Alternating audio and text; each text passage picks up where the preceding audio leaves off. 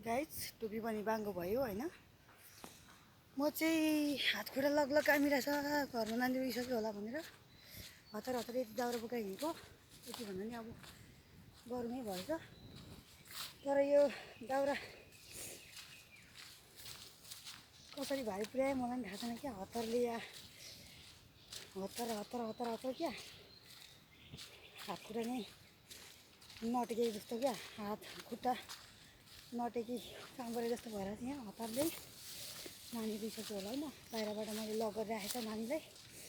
नानीहरू चाहिँ दुईवटा छ मेरो, अनि दिदीको छोरा एउटा छ होइन, त्यो पनि मेरो नानी हो।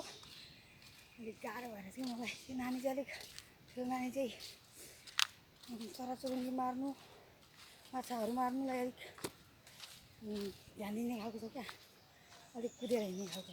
त्यही भएर नि बाहिरबाट लक गरेर चाहिँ घरमा बस्छ।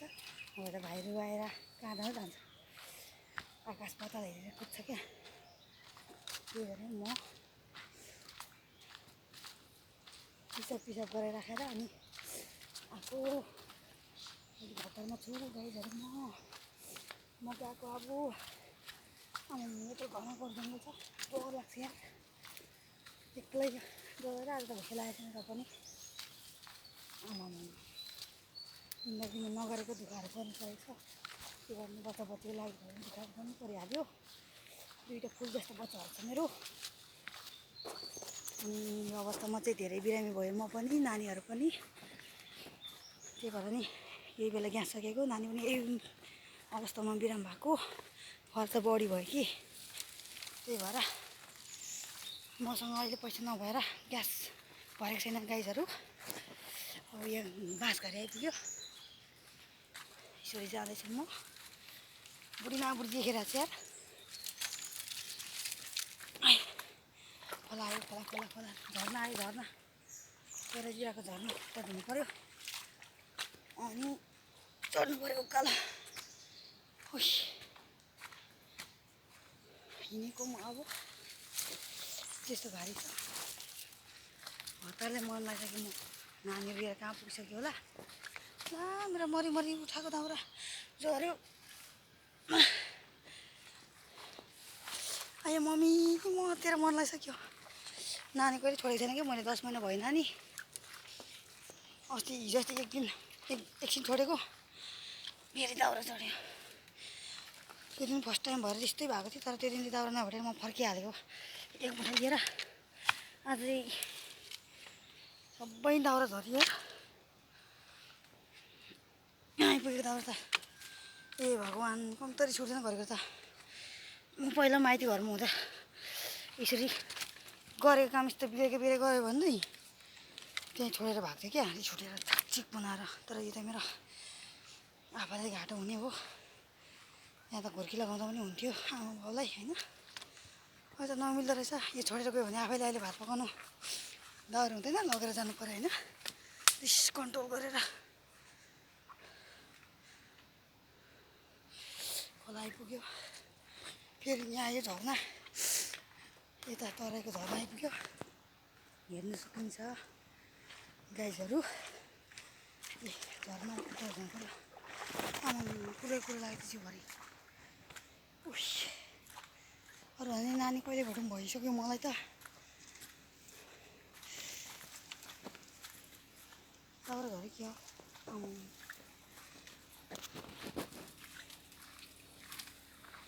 यस्तो बाँस घारी बल्ल बल्ल बल्ल बल्ल यहाँ निस्क्यो खेतमा। घरको खेर आइपुग्ने हो।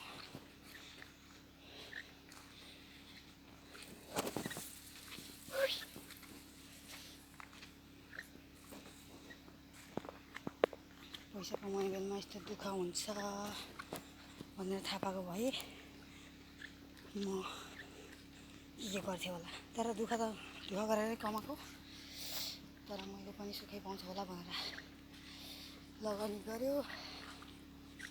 तर सुख त कहिले पनि छैन क्यारे मेरो भाग्यमा त। सुख पनि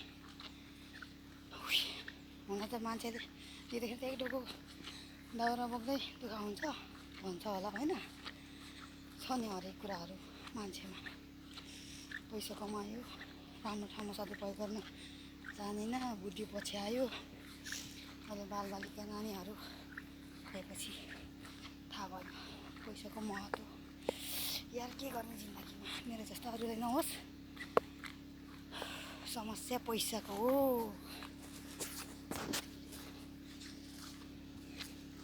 खेत आइपुग्यो, खेत आइपुग्यो, खेत आइपुग्यो,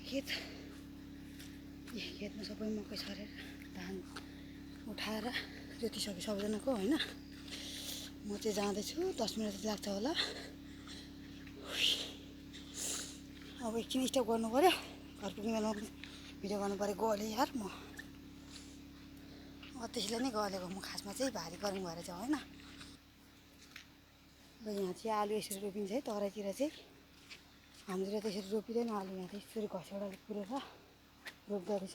यो त मकै छरेको होला, तोरी छरेको होला, अनि मुसुरी दालहरू छरेको होला होइन। मैले गाईजार यस्तो खुल्ला भइसक्यो। गलेँ म। गर्मी भयो। यो छ अवस्था। पैसा त कमाएँ नि मान्छेको परदेशमा गएर 10 नङ्ग्रा खियाएर के गर्नु।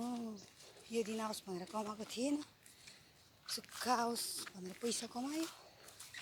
तर अहिले यो दिन आयो क्या, ठिक ठाउँमा सदुपयोग गर्न नजानेपछि, भोटेको दिमाग पछि आएपछि।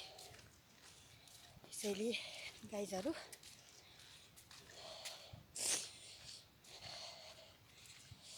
घर आइपुग्नु लागिसक्यो होइन। गाडी लाग्छ 10 मिनट। नानी गइसक्यो होला।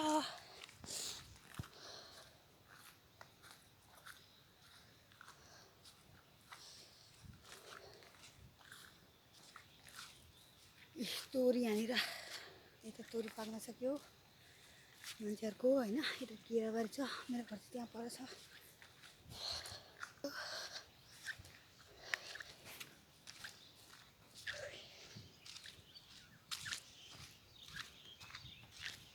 आइपुग्नु लागिसक्यो गाइज मेरो घर।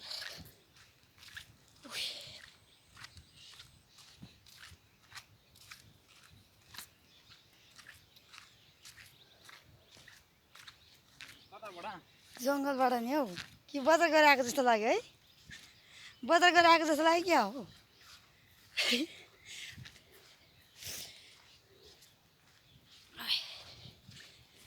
यस्तो छ, यस्तो घर आइपुग्नु लागिसक्यो गाइजहरू।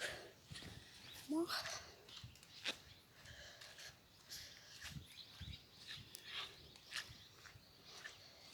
अब मैले थुनिराखेको मेरो छोराछोरीलाई हेर्नु है, म देखाउँछु तपाईँहरूलाई। राम्रोसँग हेरिदिनु होला, माया गरिदिनु होला होइन। यस्तो निधार खुम्चेको भए पनि हेरिदिनु होला। भैजामा त राम्रो थियो यार, के गर्नु अहिले यस्तो भयो हौ दुइटाको मम्मी हुँदै। अब मेरो छोराछोरी के गर्छ त यहाँ देखिन्छ। घर आइपुग्यो। को निस्किँदो रहेछ त्यो झ्यालमा पहिला। आया यत्रो दबाई ल्याएछ मैले। गल्यो, यो मेरो घर होइन। मैले थुनिराखेको बच्चाहरूभित्र हेर्नु कति छ। तिमीहरूले भित्र आउँदा गरेन नि केमा झिस्किन्छ छैन त्यति सानो मान्छे देखाउनु, सानो मान्छे म चाहिँ घर आइसकेँ होइन। बिहान पनि कति काम सकेर गएको यहाँ घरबाट। के भन्छ के सिकायो मैले, केही सिकाएको छैन। साने रुको छैन उनीहरू, रुको छैन। म त उयो भनेर यस्तो तर्सेर कुदेर आएको हो नि। दाउरा खोज्दा नि से भएर के गरेको तिमीहरू।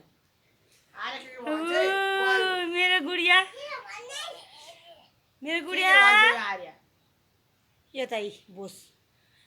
अब चाहिँ स्टप गरौँ होला, बाई। माया गरिदिनु होला, नाकको हड्डी मात्रै भएकोलाई पनि।